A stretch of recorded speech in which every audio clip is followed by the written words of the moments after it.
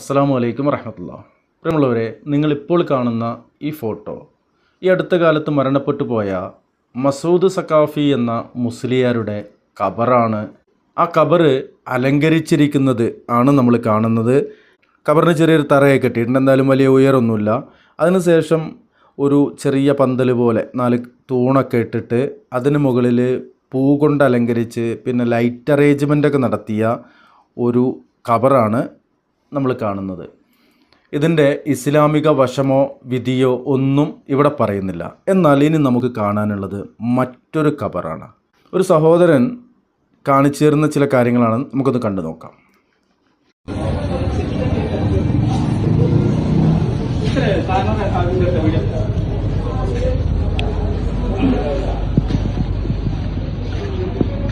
സയ്യിദ് അലി താഹ പൂക്കോയത്തങ്ങൾ പാപ്പിൻഷല്ലെ അറിയപ്പെടുന്ന കുടുംബത്തിലുള്ള തങ്ങളുടെ ഒരു ഖബറാണ്. എൻ്റെ കാരണവർ ഖബറാണ്.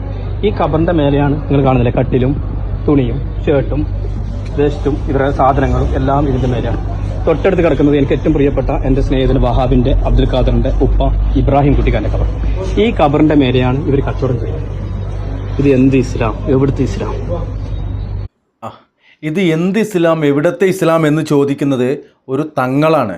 കാര്യം അവിടെ സഹോദരൻ എന്ന് പറഞ്ഞ് കാണിച്ചത് തങ്ങളുടെ ഖബറാണ് കാണിച്ചത്. ഈ സഹോദരൻ ചോദിക്കുന്നത് ഇത് എന്ത് ഇസ്ലാമാണ്, എവിടുത്തെ ഇസ്ലാമാണെന്നാണ്. ഇസ്ലാം ഖബറിൻ്റെ മുകളിൽ എടുപ്പുണ്ടാക്കുന്നതും എഴുതുന്നതും മീസാങ്കല്ലിൽ എഴുതുന്നൊന്നുമില്ല, ഇസ്ലാമിലില്ല. ഇവർ എവിടെ നിന്ന് ഉണ്ടാക്കിയെന്നാവേ. ഓക്കെ, എന്തായാലും അതൊക്കെയാണ് അവിടെയുള്ളത്.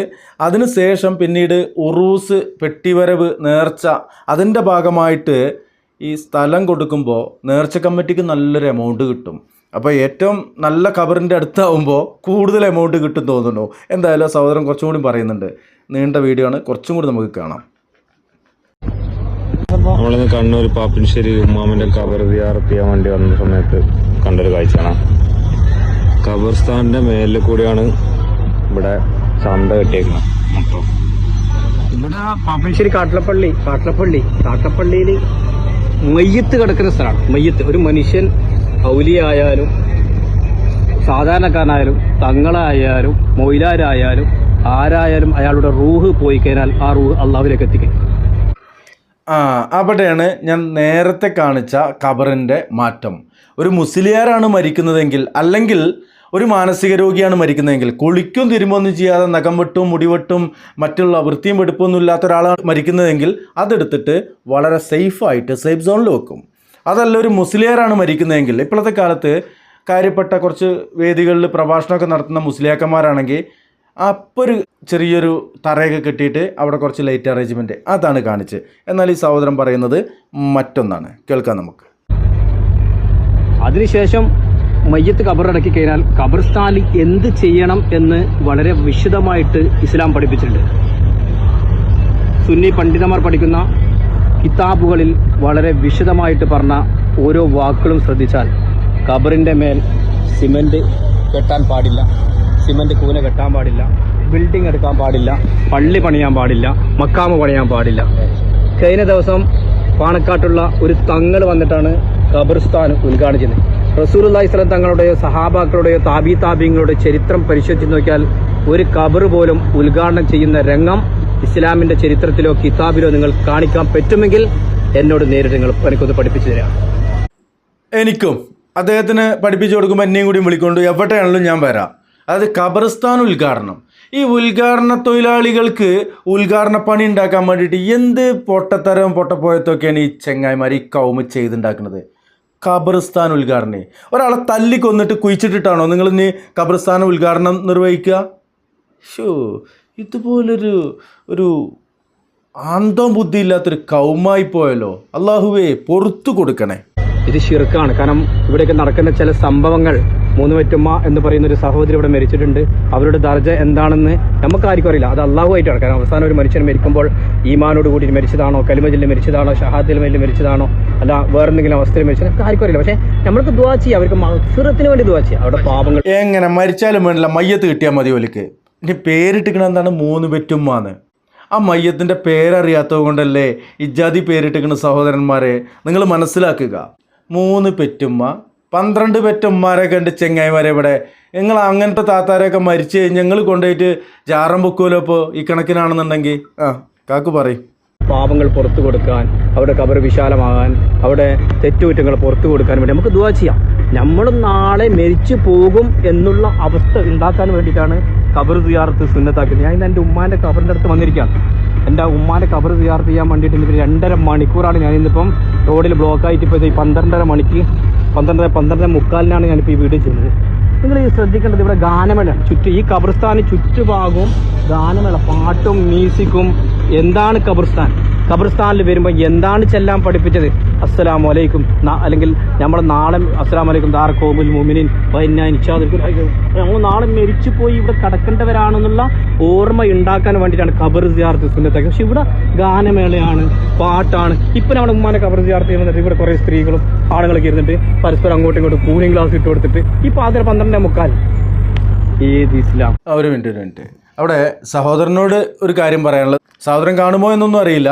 എന്തായാലും ഇതുപോലെയുള്ള ജാറങ്ങൾ ഉള്ള ഖബർസ്ഥാനിൽ, ജാറങ്ങളോട് ബന്ധപ്പെട്ടുള്ള ഖബർസ്ഥാനിൽ മറവ് ചെയ്ത ഉമ്മാനെയാണെങ്കിലും കുടുംബക്കാരെയാണെങ്കിലും ഒക്കെ മറവ് ചെയ്തിട്ടുണ്ടെങ്കിൽ അവിടെ ഇതുപോലെ ഉറൂസ് നടക്കുന്ന സമയങ്ങളിൽ പോകാതിരിക്കുക. പിന്നെ നിങ്ങളുടെ രോഷം അത് കാണിക്കുവാൻ വേണ്ടിയാണ് ആ ദിവസം തന്നെ പോയിട്ടുണ്ടായിരിക്കുക എന്നാണ് എനിക്ക് മനസ്സിലാക്കാൻ കഴിഞ്ഞത്. കാര്യം ഇതുപോലെയുള്ള ഈ അനാചാരങ്ങൾ പുറം ലോകത്തെ അറിയിക്കുക എന്നുള്ളത് ആ ഉദ്ദേശം താങ്കൾക്കുണ്ട് എന്നുള്ള തോന്നലാണ് ഞാനിതെടുത്തിട്ട് വീണ്ടും ചെയ്യുന്നത്. കുറച്ചാൾ കൂടി ഇത് കാണട്ടെ. ഇനി ഇതുപോലെ ഉള്ള ഒരു പൂരം നടക്കുന്ന, ആറാട്ട് നടക്കുന്ന, ഉത്സവം നടക്കുന്ന, മാമാങ്കം നടക്കുന്ന ഈ ഖബർസ്ഥാനിലല്ലാണ്ട് വേറെ എവിടെയെങ്കിലും മരിച്ച മറവ് ചെയ്യാനും മക്കളെടുത്തൊന്ന് പറഞ്ഞില്ല. എന്താ അറിയോ, കുറച്ച് ദിവസം ആ തൊന്തറവുള്ള ദിവസം തൊയിലുണ്ടാവില്ല. ഖബറിൽ കിടക്കാനും കൂടി തൊയിലില്ലാത്തൊരവസ്ഥയാണ് വരാൻ പോകണമെന്നുള്ളത് ഓർക്കുക ഇൻഷാ അല്ലാഹ്. ഇപ്പോൾ ഉമ്മയും പാപ്പയൊക്കെ മരിച്ചു, ഉമ്മാൻ്റെയും പാപ്പാൻ്റെയൊക്കെ അടുത്ത് കിടക്കണം എന്നുള്ളൊരു പൂതി ഉണ്ടെങ്കിൽ ഭൂമിയിൽ എവിടെ കിടന്നാലും ഒരേപോലെയാണ്. അത്രേ ഉള്ളൂ. ഇസ്ലാം. പിന്നെ പള്ളി കമ്മിറ്റിയിലെ പ്രസിഡന്റോടും സെക്രട്ടറിയോടും നാട്ടുകാരോടും എനിക്ക് പറയാനുള്ളത്, ഞാൻ നാട്ടുകാരി പാപ്പിച്ചിരിക്കാനാണ്. പണ്ട് കാലത്ത് പറഞ്ഞത് ഖബറുകൾ നീളം വെക്കുന്നില്ല, 1 ഇഞ്ച് ഖബർ നീളം വെച്ചിട്ടില്ല. നിങ്ങൾ വെച്ച ഇഷ്ടിക, സിമന്റ് കല്ല് നീളം വെപ്പിച്ചതല്ലാതെ പറ. പിന്നെ നാട്ടിലുള്ള ഇൽമില്ലാത്ത പാമരന്മാരായ ഒരുപാട് സഹോദരന്മാരുടെ ഇടയിൽ ഇവിടെ വന്ന് ഇവരോട് ദുആ ചെയ്താൽ കുട്ടികൾ കിട്ടും, അവരുടെ പ്രശ്നങ്ങൾക്ക് പരിഹാരമാണ് എന്നുള്ളൊരു വിശ്വാസം എന്നിട്ട് അത് ശിർക്കാണ്. ആ ഒരു വിശ്വാസം ഇല്ലാതാക്കാൻ വേണ്ടി നമ്മൾ അപ്പോൾ ഷിർക്ക് എന്താ, തൗഹീദ് എന്താന്നൊക്കെ ഇതുപോലെ ഒരു ഷിർക്കിൻ്റെ കൊട്ടലത്തിൽ പോയി പറയണമെന്നുണ്ടെങ്കിൽ അതിന് കുറച്ച് ആംബിയർ വേണം. ആ സഹോദരനെ ഏതായാലും ഇഷ്ടപ്പെട്ടിട്ടുണ്ട്. സഹോദരൻ കുറച്ചുകൂടി നമ്മളെല്ലാവരും പരിശ്രമിക്കേണ്ടത് എന്താ കാരണം എന്ന് വെച്ചാൽ അള്ളാഹു സുബ്ഹാനഹു തആലയുടെ മുമ്പിൽ നാളെ നമ്മൾ ഹാജരാവണം. ഹാജരായി കഴിഞ്ഞാൽ അള്ളാഹുവിൻ്റെ മുമ്പിൽ വളരെ ഹാജരാവണം എന്നല്ല, അത് ഹാജരായിക്കോളും. അതിനിപ്പോൾ നമ്മൾ ഹാജരാവില്ല എന്ന് പറഞ്ഞിട്ട് കാര്യമൊന്നുമില്ല. നമ്മളെ കോടതിയിൽ നിന്ന് വിളിച്ചിരിക്കുകയാണ്, കോടതിയിൽ ഹാജരാവില്ല. നമുക്ക് വേണമെന്നുണ്ടെങ്കിൽ മുങ്ങൊക്കെ ചെയ്യാം. അവിടെ മുങ്ങൽ നടക്കൂലേ. അവിടെ നമ്മൾ റാത്തനായിക്കൊണ്ട് പാദരക്ഷകളില്ലാതെ ചേലാകർമ്മം നിർവഹിക്കാതെ വസ്ത്രങ്ങൾ ധരിക്കാതെ നമ്മൾ അങ്ങോട്ട് പോയേ പറ്റൂ അല്ലേ? വനുഫിഖ ഫിസ്സൂരി ഫൈദാഹു മിനൽ അജ്ദാസി ഇലാ റബ്ബിഹിം യൻസിലൂൻ ഖാലു വൈലനാ മബഅസ്നാ മിൻ മർഖദിനാ എന്ന് പറഞ്ഞുകൊണ്ട് നമ്മൾ അവിടെ എത്തന്നെ ചെയ്യും ഇൻഷാ അല്ലാഹ്. കൃത്യമായിട്ട് അള്ളാഹു ചോദ്യം ചെയ്യും. എന്തിനാണ് അള്ളാഹു നബിമാരെയും സഹാബാക്കളെയും പരിശുദ്ധ ഖുർആനും നമുക്ക് തന്നിരിക്കുന്നത്? അതായത് കുൻതും ഖൈറ ഉമ്മത്തിൻ ഉഖ്രിജത് ലിന്നാസ് തഅമറൂന ബിൽ മഅറൂഫി വതൻഹൗന അനിൽ മുൻകർ വതുഅ്മിനൂന ബില്ലാഹ്. നന്മയായ കാര്യങ്ങൾ ഉപദേശിക്കുകയും തിന്മയായ കാര്യങ്ങൾ തടുക്കാൻ വേണ്ടിയിട്ടാണ്. ഇതുപോലുള്ള സ്ഥാപനങ്ങൾ, പള്ളികൾ ഇസ്ലാമിൽ വിരുദ്ധമാണ്, ഷിർക്കാണ്, പൂർണ്ണമായി ഷിർക്കാണ്. പിന്നെ ഇതിനു വേണ്ടി ഇത് ഹക്ക് സംസാരിക്കുമ്പോൾ അതാ കുരുപൊട്ടി, ഇബിലീസിന്റെ അണികൾക്ക്, ഇബിലീസിന്റെ മക്കൾക്ക് കുരുപൊട്ടി. ഇവിടെ ഖുർആൻ ആയത്താണ് ഓതിയത്, അല്ലാണ്ട് മറ്റേതോ അതോ ഇതോ മറ്റേ നീളത്തിലുള്ള അതൊന്നല്ല ഓതിയത്, അള്ളാൻ്റെ കലാമാണ് ഓതിയത്. അത് ഓതിയപ്പോൾ കുരുപൊട്ടി. ഇത് പരിശുദ്ധ ഖുർആൻ പറഞ്ഞതല്ലേ. അള്ളാഹുവിനെ കുറിച്ച് ഇങ്ങനെ പറഞ്ഞു കഴിഞ്ഞാൽ മക്കാ മുശ്രിക്കീങ്ങളായ കുറച്ച് ആളുകൾക്ക് പേളകും, ഇവിടുത്തെ ഇതുപോലെയുള്ള ജാഹിലീങ്ങൾക്കും പേളകും. അതാണ് ഇപ്പോൾ കണ്ടത്. കുറച്ചും കൂടി കാണാം നമുക്ക്. എന്റെ കമ്മിറ്റി, ഏത് കമ്മിറ്റി? ഞാൻ എന്റെ ഉമ്മാരെ കബറിനെടുത്തേ. ഇവിടെ നടക്കുന്ന ഗാനമേള, ഇവിടുന്ന് കബറിന്റെ മുകളിൽ ഇസ്ലാമിന് വിരുദ്ധം റഷീദ് ഹദീസ് വളരെ കൃത്യമായിട്ട് നിങ്ങൾക്ക് അയച്ചിട്ടുണ്ട്.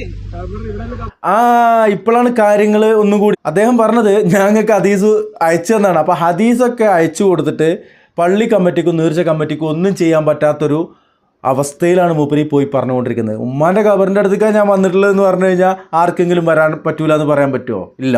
അപ്പോൾ ഉമ്മാൻ്റെ ഖബറിൻ്റെ അടുത്ത് നിന്നിട്ട് തൗഹീദാണ് പറയണത്. പറയും കാക്കേ, നല്ല രസമുണ്ട്.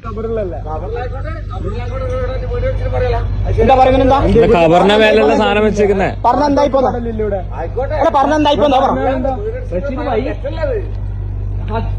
തെറ്റായിട്ട് പറഞ്ഞു കൊടുക്കുമ്പം അതിനെ ശരിയാണെന്ന് പറയാനല്ലേ കഴിയുന്നത്? അല്ല, നിങ്ങൾ തെറ്റാണെന്ന് പറയുന്നത് നിങ്ങൾ തന്നെ പറയുന്നത്. ഒരു തിരക്ക് വന്നിട്ട് ഇതില്ലാന്നൊക്കെ പറയല്ലോ. റഷീദ് ഭായി ചെറുക്കാണ് പറയേണ്ടത്. ഒരു മുസ്ലിം ആണെങ്കിൽ, ഖുർആൻ പഠിച്ച ഒരു മുസ്ലിം ആണെങ്കിൽ ഹക്കാണ് പറയേണ്ടത്. റഷീദേ, നിങ്ങളെ സ്ഥാപനത്തിൽ വെറും പൈസക്ക് നിങ്ങൾ ചെയ്യണ്ടെന്ന്, നീ വരണ്ടാന്ന്, നിങ്ങൾ ചെയ്യണ്ടാന്ന് എന്നൊക്കെ ഇയാൾ പറയണത്. ഇത് ഈ പറയണവൻ്റെ വാപ്പാൻ്റെ മുതലൊന്നല്ല, ഇത് പൊതുമുതലാണ്. ഒരു പള്ളിയും ഖബർസ്ഥാനുമാണ്. എന്നിട്ട് അവിടേക്ക് വരണ്ടാന്ന് പറയാൻ ഇവൻ്റെ വാപ്പാൻ്റെ മുതലാണോ? അല്ല. എന്നാൽ മറ്റേ സഹോദരൻ വന്നിട്ടുള്ളതോ മൂപ്പരുടെ ഉമ്മാൻ്റെ ഖബറിൻ്റെ അടുത്തേക്കല്ലേ വരണ്ടാന്ന് പറയാൻ ഇയാൾ ആരുവാടേ? പറയും തങ്ങൾ പറയും.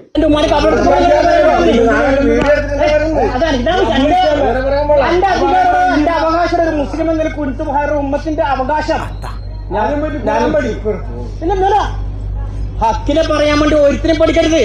ഒരു സ്ഥാനാർത്ഥി പ്രസിഡന്റ് ആയാലും നാട്ടുകാരായാലും സെക്രട്ടറി ആയാലും പഠിക്കരുത്. ഇത് ഹക്കാണ്. ഇവിടെ നടക്കുന്ന സിനിമകൾക്കത് ശബ്ദിക്കണം, നാട്ടുകാരെ ശബ്ദിക്കണം, അതിനെ ശബ്ദിക്കുന്നേ. ഞാൻ എന്റെ മക്കളെ കൂട്ടിക്കൊണ്ട് വീഡിയോ നിങ്ങൾക്ക് എതിർക്കേണ്ട ഒരു അവകാശമില്ല. ശരി, ഓക്കെ. താങ്കൾ കരുതി കൂട്ടിയിട്ട് മക്കളെ കൊണ്ട് വന്നിട്ടാണ് വീഡിയോ എടുത്തിട്ടുള്ളത്. അവിടെ ആ പൂര കമ്മിറ്റിക്കും പള്ളി കമ്മിറ്റി എന്ന് പറയപ്പെടുന്ന പൂര കമ്മിറ്റിക്കും അതുപോലെ തന്നെ നാട്ടിലെ ഖുറാഫി കൂട്ടത്തിനൊന്നും അയാളൊന്നും ചെയ്യാൻ കഴിയില്ല. കാര്യം അയാൾ ഖബർസ്ഥാനിലാണ് വന്നിട്ടുള്ളത്. ഈ ഖബർസ്ഥാനിൽ ഒരാളുടെ, മുസ്ലിം കമ്മ്യൂണിറ്റിയിലുള്ള ഒരാളുടെ മയ്യത്ത് ഖബറടക്കാൻ കൊണ്ടുവന്നു കഴിഞ്ഞാൽ തടയുക, അതൊന്നും നടക്കൂല. സുപ്രീം കോടതി അതൊക്കെ വ്യക്തമായിട്ട് വെടിപ്പായിട്ട് നമുക്ക് നിയമമാക്കി തന്നിട്ടുണ്ട്. അവിടെ പോയിട്ട് നമുക്ക് അവരുടെ സന്തൂക്കും അതുപോലെ ഈ മയ്യത്തേട്ടിൽ അതോ അല്ലെങ്കിൽ കൈക്കോട്ടോ പിക്കാസോ മമ്മട്ടിയൊന്നും കിട്ടിക്കൊള്ളുന്നില്ല. നമുക്ക് നമ്മളുടെ അതിനുള്ള സാമഗ്രികളുമായിട്ട് പോയിട്ട് നമുക്ക് അവിടെ മറവ് ചെയ്യുക, കുഴിയെടുക്കുക, അവിടെ മറവ് ചെയ്യുക ഒക്കെ ചെയ്യുക. അത് കഴിഞ്ഞിട്ട് ആ ഖബർസ്ഥാനിൽ നമുക്ക് പോവുകയും ചെയ്യാം. പള്ളിയിലും പോകാം. പള്ളി ഇന്ന് കേരളത്തിൽ വഖഫ് ചെയ്യപ്പെട്ടിട്ടുള്ള ഒരു പള്ളിയും ഒരു സുജായിടിയും വാപ്പാൻ്റെ മുതലല്ല. അവരുടെ മുതലായിരുന്നിരിക്കാം. അത് വഖഫ് ചെയ്ത് കഴിഞ്ഞാൽ അള്ളാൻ്റെ മുതലാണ്. ആർക്കും കയറാം, ആർക്കും നിസ്കരിക്കാം. പിന്നെ അവരുടെ നിസ്കാരം നടന്നുകൊണ്ടിരിക്കുമ്പോൾ അതിന് ഭംഗം വരുത്തുകയോ അതിന് ഇടങ്ങേറുണ്ടാക്കുകയോ ചെയ്യരുത്. നമുക്ക് അതിൽ കൂടാ അല്ലേ? അത് കഴിഞ്ഞിട്ട് നമുക്ക് നിസ്കരിക്കാം. അതേപോലെ തന്നെ ഖബർസ്ഥാനിൽ ഇപ്പോൾ ഇത് പറഞ്ഞതെന്തിനാന്ന് വെച്ച് കഴിഞ്ഞാൽ ഖബർസ്ഥാനിൽ പോയി കഴിഞ്ഞാൽ ആരും കാലുവെട്ടൂല. അങ്ങനെ കാലുവെട്ടുന്ന ആളുകളുണ്ട് വെച്ചെങ്കിൽ അത് നമുക്ക് ശരിയാക്കാം. ഇത് വഹാബി അല്ലെങ്കിൽ മൗദൂദി ആ ഒരു കാറ്റഗറിയിലൊന്നും വരണ്ട. ഖുർആന് സുന്നത്ത് അതനുസരിച്ച് മുസ്ലിം എന്നുള്ള ആ ഒരു നിലപാടിലാണ് പറഞ്ഞുകൊണ്ടിരിക്കുന്നത്. ഇൻഷാ അല്ലാഹ് ഇത്രയും കാണിച്ചത്. ഇനി വേറൊരു കാട്ടിലെ പള്ളി കാണിക്കാമെന്നുണ്ടായിരുന്നു. അപ്പോൾ ഇത് വലിയ വീഡിയോ ആയി. നമുക്ക് അടുത്ത വീഡിയോയിൽ കാണിക്കാം ഇൻഷാ അല്ലാഹ്. ബറകല്ലാഹു ഫീക്കും. അസ്സലാമു അലൈക്കും വറഹ്മത്തുള്ളാഹി.